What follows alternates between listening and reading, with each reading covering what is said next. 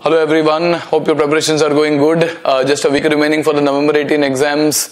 Okay, so this is essentially a video for your broad study plan for the financial reporting old syllabus, paper 1. The weightages in the old syllabus are fairly constant, so I'll not go into the details of the weightages in this video. Okay, so we broadly have a day-wise study plan over here. So essentially, I would strongly recommend that you invest at least 6 to 7 days for the preparation of the financial reporting paper. Remember, it's your first paper, sets the tone for your exam. It is very important that this paper goes properly as planned. So please do invest around 6 days at least for this paper. So broadly, how do we start with? We start with the most simplest topics. Remember, these are the easiest one as well as those topics where you would attempt in the exam and score marks. So the developments in financial reporting, which comprises of VAS, EVA, HRA, the reporting for financial institutions, mutual funds and NBFC, you should get at least 2 questions on these which would carry an aggregate of around 10 to 15 marks. So do everything including the institute's material. This is the easiest part. You should be scoring marks over here. And also share-based payment, the part on ESOP. We have given the broad timings that would be required. So roughly 2 to 3 hours for developments and reporting, around 2 to 3 hours for financial institutions, and share-based payments around 4 to 5 hours. Do the coverage, complete coverage, do everything that has been done in the class as well as in the institute's material, because this is something where you would love to score marks and it's the easiest part of your exam paper. Okay, day 2, once we are done with that, we go to the other 2 FR topics, which is valuation and financial instruments. Valuations is a fairly controversial topic. You have to remember a lot of assumptions. So just be clear on the assumptions that need to be used. Study from wherever you have studied. Be clear on the assumptions. Do not refer 10 different materials right now. Would create confusion.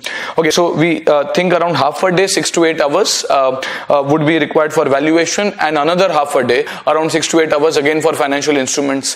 For financial instruments, again, all the questions that are there in your PM or study material, these are typically the same types of questions that keep on coming in your exam. So for at least financial instruments, do your coverage of the institute properly. This is something which is important. You would have studied sums on this, but financial instruments, you have fairly repetitive sums which do come in the exam. Okay, then the big 2 of accounts, that is amalgamation and consolidation. Dedicate a day each for both of these. For the other chapters, you can practice directly by referring the solution, but either in amalgamation or in consolidation, I would strongly encourage that you solve at least 2 questions on pen and paper so that you are comfortable with the flow, preparation, the time required in each of these questions. So we would dedicate around 12 to 14 marks each for amalgamation and consolidation. At the same time, I would not encourage you to refer anything new in either of these 2 chapters at this stage.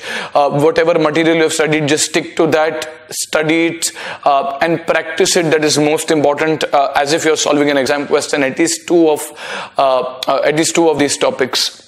Okay, and then we are left with accounting standards. See, remember, accounting standards carry around 30 to 35 marks weightage.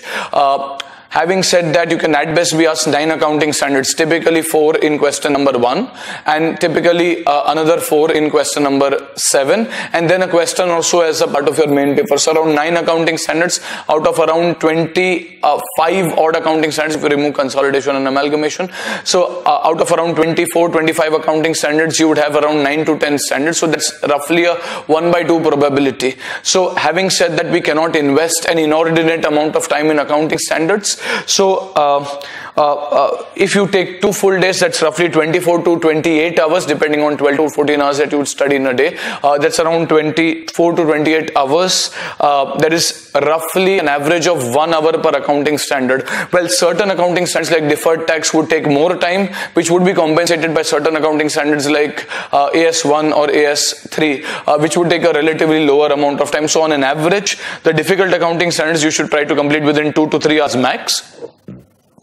2 hours ideally, and the easier accounting standards around half an hour, so it counterbalances. Again, accounting standards, try to refer as many cases and sums as you can from the institute's material. We have tried to outline the important accounting standards. You have AS2, 9, 10, 10 being very important, 15, 16 again borrowing cost being very important, 19, 20, 22 deferred tax being extremely important, and 28 which is impairment. Apart from that, we do have a question on comparative or carve out which comes for around 4, in certain cases 8 marks. So these are generally, this would always be a theory question, and you are supposed to write around 4 points if it's a 4 mark question, 8 points if it's an 8 mark question. Do not invest a lot of time here. Refer this on the last or the second last day where your memory is relatively fresh. Refer 4 points, try to remember 4 points in each of these comparative, and remember this is a theory question. Okay, so that is largely about your day-wise preparation. You would be left with around 10 to 12 hours at the end after all of this, ideally, which you should invest in a quick recap for everything that we have done before the last day, over the earlier 6 days. Again, if you have not referred the RTP, do at least refer the RTP for November 18 as well as May 18 at least. Okay. So that is largely it about your study plan. Just before we end this video, a few quick exam tips. Remember, your financial reporting paper is the most difficult paper to complete in your exams. So try to keep a tab on your time. Remember, you have a 100 mark paper and 180 minutes. That's roughly 1.8 minutes per mark. And as a result, if you have a 10 mark question, try to complete it within 18 minutes. If you have a 5 mark question in 9 minutes, etc. Certain questions like consolidation, amalgamation might take more time. So you try to save that and compensate that time in smaller questions like accounting standards or human resource accounting, etc.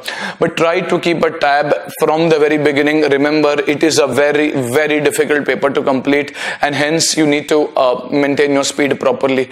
Secondly, which question should we start with? I would strongly advise you should not start with either amalgamation or consolidation, because these are long questions. If the balance sheet does not tally, breaks your confidence, disrupts your momentum, start with something which you are very comfortable, very confident with, and go for it. Get into the flow of the paper. At the center of the paper, in the middle of the paper, try to do amalgamation or consolidation as a case may be.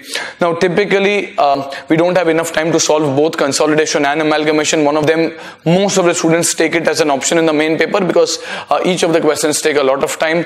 Be choosy, look at the question and then decide. Do not go with the preempted notion that we want to attempt either consolidation or amalgamation.